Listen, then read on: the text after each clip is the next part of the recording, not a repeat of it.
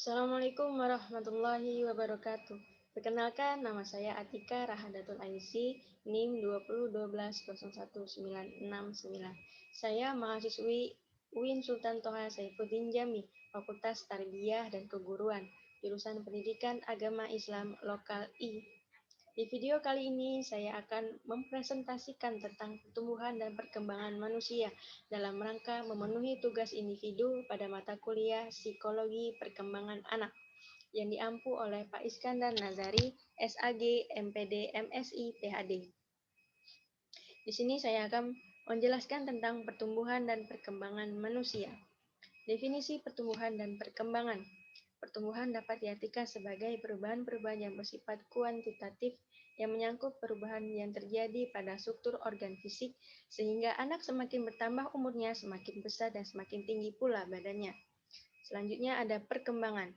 Secara khusus diartikan sebagai perubahan yang bersifat kualitatif dan kuantitatif yang menyangkut aspek-aspek mental psikologis manusia, seperti misalnya perubahan-perubahan yang berkaitan dengan aspek pengetahuan, kemampuan, sifat sosial, moral, keyakinan agama, kecerdasan, dan sebagainya.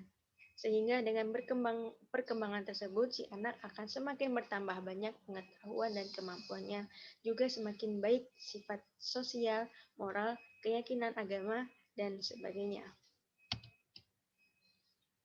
Cara perkembangan manusia. Yang pertama, perkembangan manusia sebelum lahir, yaitu pada masa pranatal.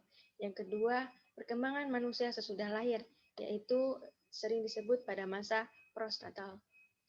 Pertumbuhan dan perkembangan memiliki arti yang sangat penting bagi makhluk hidup. Misalnya pada manusia, dengan tumbuh dan berkembang dapat mempertahankan kelangsungan hidupnya dan melestarikan keturunannya. Sewaktu masih bayi, balita, dan anak kecil, manusia memiliki daya tahan tubuh yang masih lemah sehingga mudah terserang penyakit. Tetapi setelah tumbuh dan berkembang menjadi dewasa, daya tahan tubuhnya semakin kuat sehingga kelangsungan hidupnya lebih terjamin. Pertumbuhan dan perkembangan membawa manusia kepada kedewasaan. Setelah dewasa, manusia dapat menghasilkan keturunan, sehingga populasi manusia akan terjaga kelestariannya. Sekarang coba kamu bayangkan, jika tidak terjadi pertumbuhan dan perkembangan pada manusia, mungkin populasi manusia akan punah. Begitu juga dengan hewan dan tumbuhan. Jika hewan dan tumbuhan tidak mengalami pertumbuhan dan perkembangan, maka akan mengalami kepunahan. Aspek-aspek pertumbuhan yang mempengaruhi pertumbuhan. Yang pertama, pertumbuhan fisik. Pertumbuhan manusia merupakan perubahan fisik menjadi lebih besar dan lebih panjang, dan prosesnya terjadi sejak anak sebelum lahir hingga ia dewasa. Pertumbuhan sebelum lahir. Pertumbuhan manusia itu ada dan terjadi dimulai dari suatu proses pembuahan atau pertemuan sel telur dan sperma yang membentuk suatu sel kehidupan yang disebut embrio. Masa sebelum lahir merupakan pertumbuhan dan perkembangan manusia yang sangat kompleks, karena dengan masa itu merupakan awal terbentuknya organ-organ tubuh dan tersusunnya jaringan saraf yang membentuk sistem saraf yang paling lengkap. Para ahli menyebutnya sebagai masa perubahan atau evolusi janin dalam kandungan. Kondisi janin dalam kandungan sangat rentan terhadap pengaruh lingkungan hidupnya, yakni seberapa jauh tingginya taraf kesehatan, kebiasaan, dan perilaku yang baik atau tidak. Hal ini penting untuk diperhatikan karena akan mempengaruhi tahap-tahap perkembangan emosi dan intelektualnya. Kelahiran pada dasarnya merupakan pertanda kematangan biologis. Masing-masing komponen biologi telah mampu berfungsi secara mandiri. Aspek-aspek yang mempengaruhi pertumbuhan selanjutnya adalah pertumbuhan setelah lahir. Pertumbuhan fisik manusia setelah lahir merupakan kelanjutan pertumbuhan sebelum lahir. Proses pertumbuhan fisik manusia berlangsung sampai dewasa. Setiap bagian fisik seseorang atau individu akan terus mengalami perubahan karena pertumbuhan, sehingga masing-masing komponen tubuh akan mencapai tingkat kematangan untuk menjalankan fungsinya. Pertumbuhan fisik anak dapat dibagi menjadi 4 periode utama. 2 periode ditandai dengan pertumbuhan yang cepat dan 2 periode lainnya dicirikan oleh pertumbuhan yang lambat. Selama periode pralahir dan 6 bulan setelah lahir, pertumbuhan tubuhnya sangat cepat. Pada akhir tahun pertama kehidupan pasca lahirnya, pertumbuhan seseorang bayi memperlihatkan tempo yang sedikit lambat dan kemudian menjadi stabil sampai si anak memasuki tahap remaja. Pertumbuhan fisik dipengaruhi oleh berbagai faktor, antara lain faktor nutrisi yang telah terasa pengaruhnya sejak bayi sebelum lahir dan sesudah lahir. Faktor perawatan yang menyangkut perawatan fisik maupun psikis, seperti kasih sayang dan cinta kasih. Aspek mempengaruhi pertumbuhan selanjutnya yaitu ada aspek emosi. Emosi merupakan gejala perasaan yang disertai dengan perubahan atau perilaku fisik. Emosi tidak hanya pada kesal, marah, nangis, kecewa, tapi emosi juga bisa pada bahagia, senang, tertawa, dan senyum. Itu termasuk pada emosi. Semakin baik kita mengontrol emosi, maka semakin baik juga kita bertumbuh dan berkembang. Selanjutnya ada sosial. Dalam proses pertumbuhan, tentu setiap orang tidak dapat berdiri sendiri dan senantiasa akan memerlukan manusia yang lainnya. Bahasa. Fungsi bahasa adalah sebagai alat komunikasi. Baik bahasa lisan, tulisan, maupun bahasa isyarat. Bakat khusus. Bakat merupakan kemampuan tertentu yang dimiliki oleh seseorang individu yang hanya dengan rangsangan atau sedikit latihan, kemampuan itu dapat berkembang dengan baik. Selanjutnya, yang mempengaruhi pertumbuhan adalah sikap, nilai, dan moral. Woolfolk dan Nicolich tahun 1984 menyatakan bahwa penguasaan pengetahuan atau kognitif ada lagi penguasaan nilai dan sikap atau disebut afektif dan penguasaan psikomotor. Semakin tumbuh dan berkembang fisik dan psikis anak, mulai dikenalkan terhadap nilai-nilai, ditunjukkan pada hal-hal yang boleh dan tidak boleh, dan yang harus dilakukan dan yang dilarang. Selanjutnya, C. Tahap perkembangan manusia. Tahap perkembangan manusia yang pertama yaitu ada periode telur, berlangsung sejak pembuahan sampai akhir minggu kedua. Selanjutnya periode embrio, dari akhir minggu kedua sampai akhir bulan kedua.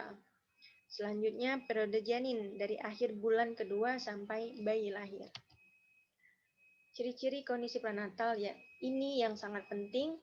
Yang pertama, pada masa ini potensi sifat-sifat bawaan dan jenis kelamin setiap individu ditentukan.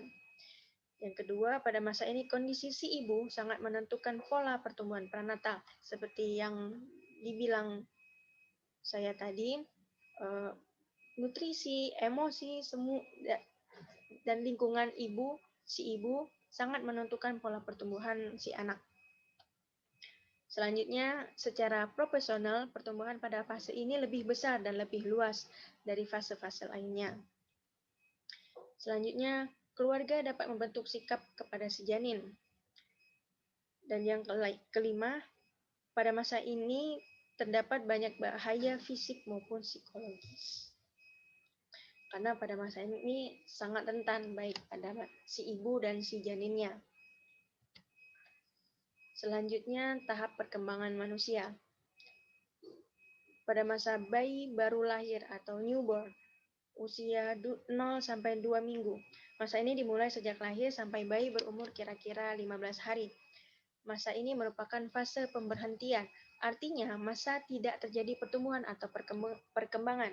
Masa ini juga dikenal dengan masa resting age, yaitu masa istirahat, guna menyesuaikan diri dengan keadaan baru di dunia ini.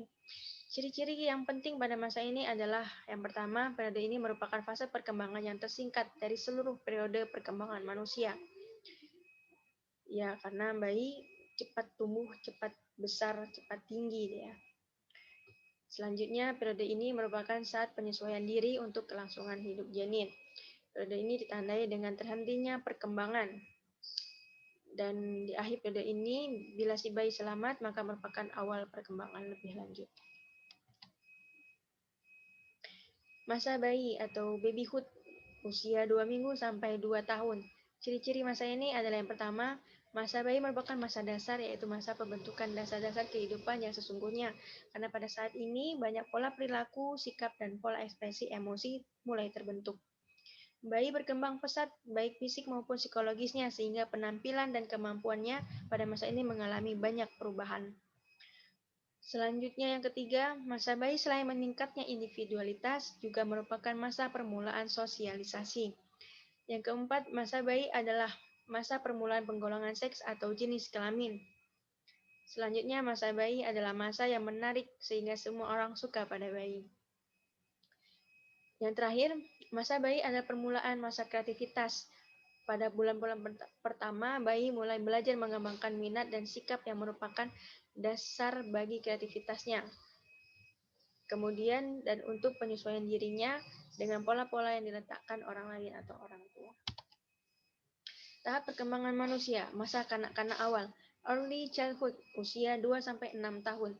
Masa kanak-kanak awal ini berlangsung dari umur 2-6 tahun. Masa ini sering disebut usia sulit atau problematis, karena memelihara atau mendidik mereka itu cukup sulit.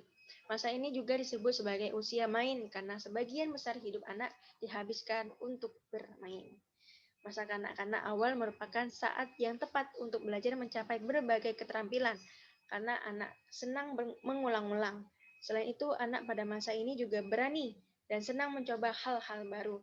Pada masa ini mereka juga belum banyak memiliki keterampilan sehingga tidak ada gangguan untuk mendapatkan keterampilan-keterampilan baru.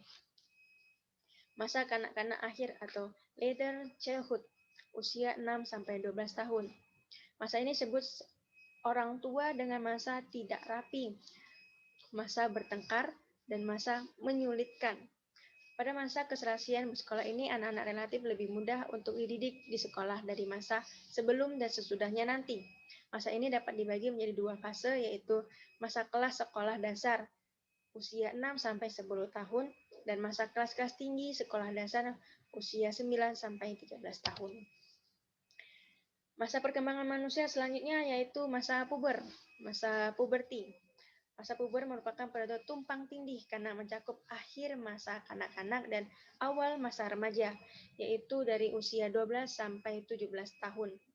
Perubahan pada masa puber mempengaruhi keadaan fisik, sikap, dan perilaku karena perubahannya cenderung buruk, terutama selama awal masa puber.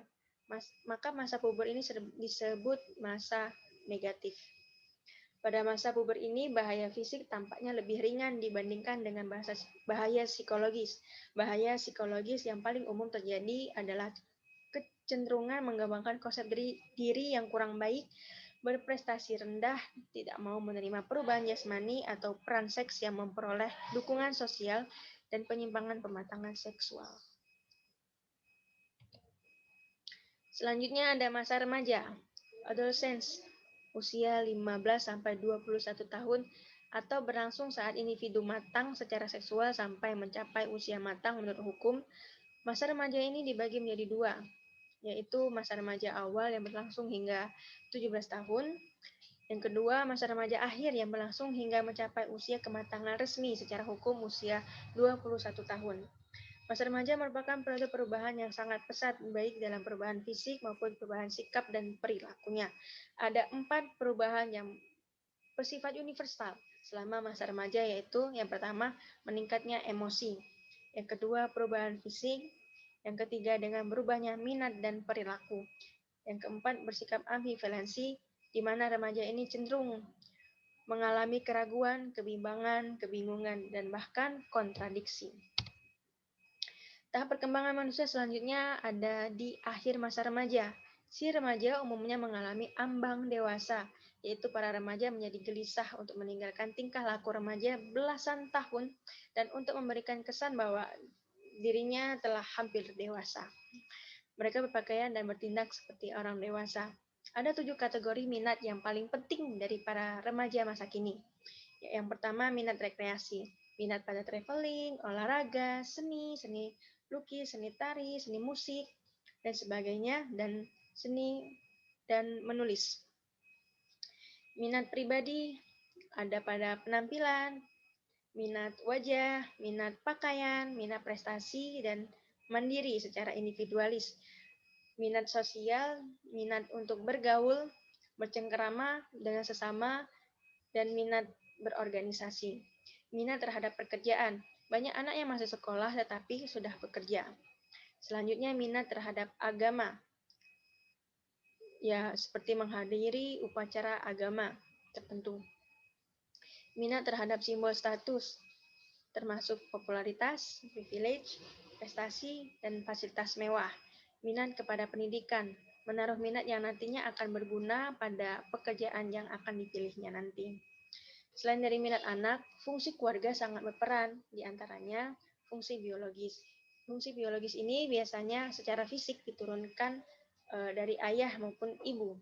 Ayah dan ibu itu sangat mempengaruhi secara biologis anaknya. Sedangkan untuk fungsi kecerdasan, seorang ibulah yang sangat menentukan tingkat kecerdasan anaknya. Yang kedua ada fungsi ekonomis. Fungsi ekonomis ini sebuah keluarga biasanya mempengaruhi keharmonisan keluarga. Karena itu penting untuk mengajarkan anak untuk berhemat dan menumbuhkan jiwa wirausaha yang akan bermanfaat untuk mereka kelak dan mereka akan cerdas secara finansial. Selanjutnya fungsi pendidikan. Fungsi pendidikan, keluarga menjadi tempat pertama seseorang untuk belajar, dan orang tua dan saudara-saudaranya di dalam keluarga berproses pendidikan untuk pertama kalinya yang diterima oleh keluarga. Semua ini disebabkan oleh interaksi intensif yang terjadi sehingga proses pendidikan terjadi secara natural dan efektif. Selanjutnya ada fungsi sosialisasi. Fungsi sosialisasi, keluarga menjadi tempat pertama juga menjadi anak untuk belajar bersosialisasi terhadap orang lain, terhadap lingkungan di sekitarnya, tetangga, maupun di sekolah. Semua ini disebabkan oleh interaksi intensif yang terjadi sehingga proses bersosialisasi secara natural dan efektif. Selanjutnya ada fungsi perlindungan. Idealnya, keluarga mampu menjadi tempat yang membuat anggota keluarganya, termasuk anak, merasa aman dan tentram. Karena itu, seburuk apapun konflik yang terjadi dalam keluarga, sebaiknya hindari terjadinya tindak kekerasan verbal maupun fisik, diskriminasi, dan pemaksaan kehendak kepada anak terutama. Selanjutnya, fungsi rekreatif. Sudah seharusnya keluarga menjadi tempat yang nyaman untuk berpulang untuk keluarganya. Selanjutnya fungsi agama.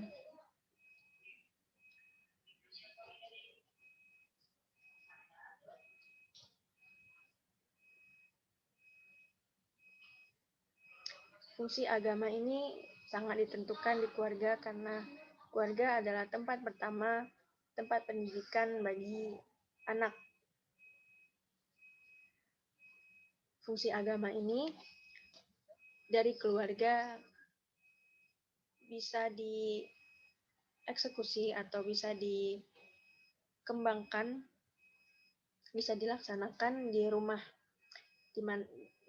di sekolah, atau dimanapun anak berada.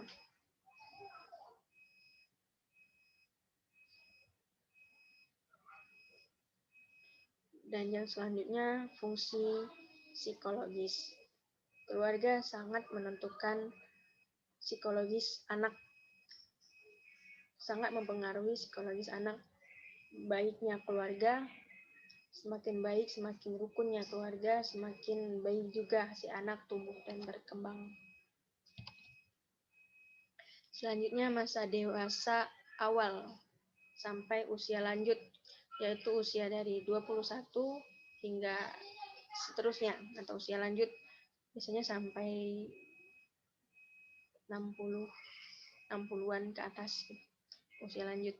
Masa pematangan diri, dalam tahap ini perkembangan fungsi kehendak mulai dominan. Orang mulai dapat membedakan adanya 3 macam tujuan hidup pribadi, yaitu pemuasan keinginan pribadi, pemuasan keinginan kelompok, dan pemuasan keinginan masyarakat. Semua ini akan direalisasi oleh individu dengan belajar mengandalkan daya kehendaknya. Dengan kemampuannya, orang melatih diri untuk memilih keinginan yang akan direalisasi dalam tindakannya. Realisasi setiap keinginan ini menggunakan fungsi penalaran sehingga orang dalam masa perkembangan ini mulai mampu melakukan pengkoreksian dan pengontrolan diri. Dengan kemampuan ini, manusia tumbuh berkembang menuju kematangan untuk hidup berdiri sendiri dan bertanggung jawab. Baik, kesimpulannya, Perubahan dalam diri manusia terdiri atas perubahan kualitatif akibat dari perubahan psikis dan perubahan kuantitatif akibat dari perubahan fisik. Perubahan kualitatif tersebut sering disebut dengan perkembangan, seperti perubahan dari tindak mengetahui menjadi mengetahuinya, dari kekanak-kanakan menjadi dewasa, dan seterusnya. Sedangkan perubahan kuantitatif sering disebut dengan pertumbuhan, seperti perubahan tinggi dan berat badan. Perkembangan dapat diartikan sebagai perubahan yang progresif dan kontinu atau berkesinambungan dalam diri individu dari mulai lahir sampai mati. Pengertian lain dari perkembangan adalah perubahan-perubahan yang alami individu atau organisme menuju tingkat kedewasaannya atau kematangannya yang berlangsung secara sistematis, progresif, dan berkesinambungan baik menyangkut fisik atau jasmania maupun psikis atau rohania. Baik, terima kasih. Cukup sekian dari saya. Lebih dan kurangnya saya mohon maaf. Kepada Allah saya mohon ampun. Saya akhiri. Assalamualaikum warahmatullahi wabarakatuh.